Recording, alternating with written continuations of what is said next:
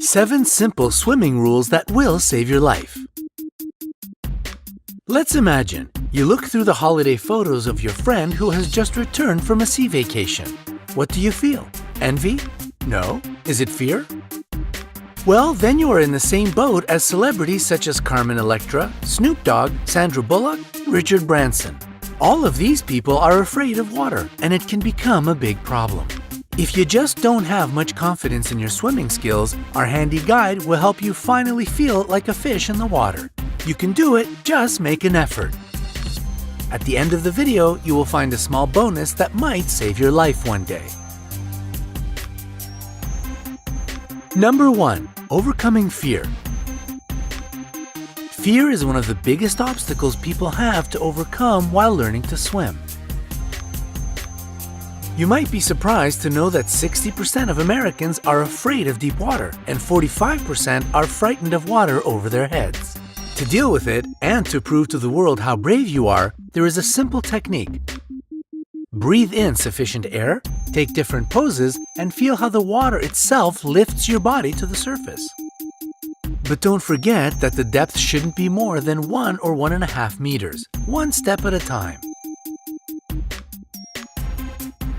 Number 2. Learning to breathe while swimming. Now you can't argue that the way you breathe is super important during swimming, can you? So the next logical thing is to learn to do it correctly. Breathe in through your mouth when you are above the water and breathe out through your nose or mouth when under the water. Try to develop a rhythm. One more exercise to practice is to hold your breath. You never know when it can come in handy. Number 3. Making friends with the water. If you perceive the water as something hostile and dangerous, revise your attitude. Imagine it's your good friend. Tender, caring, funny.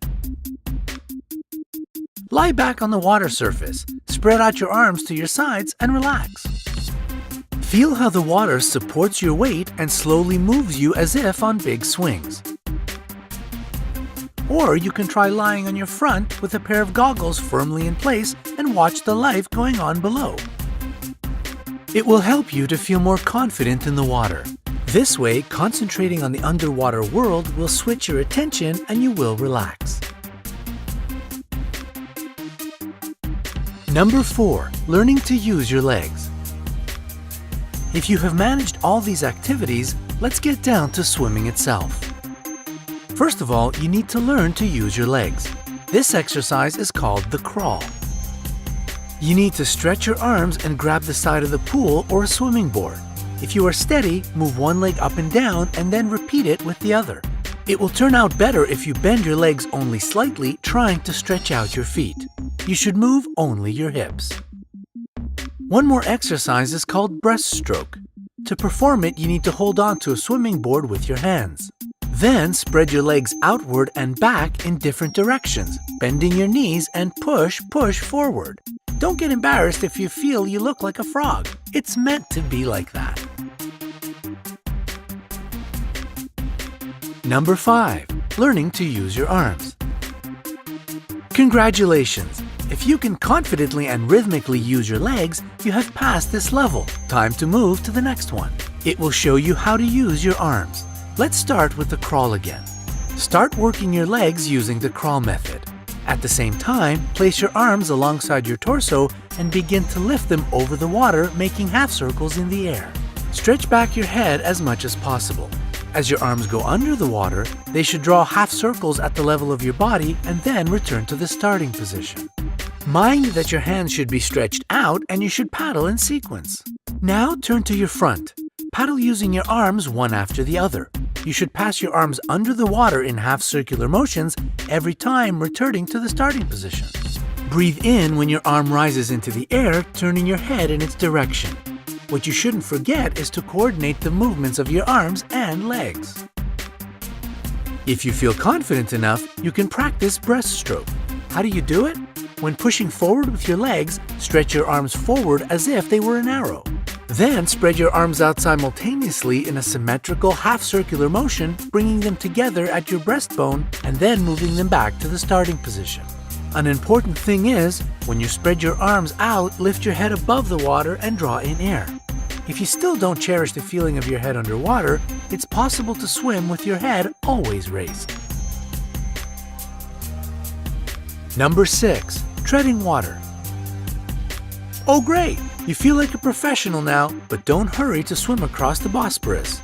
You still have things to learn. For example, to tread water vertically. To do this, you need to move your legs as with the breaststroke, dragging water under you.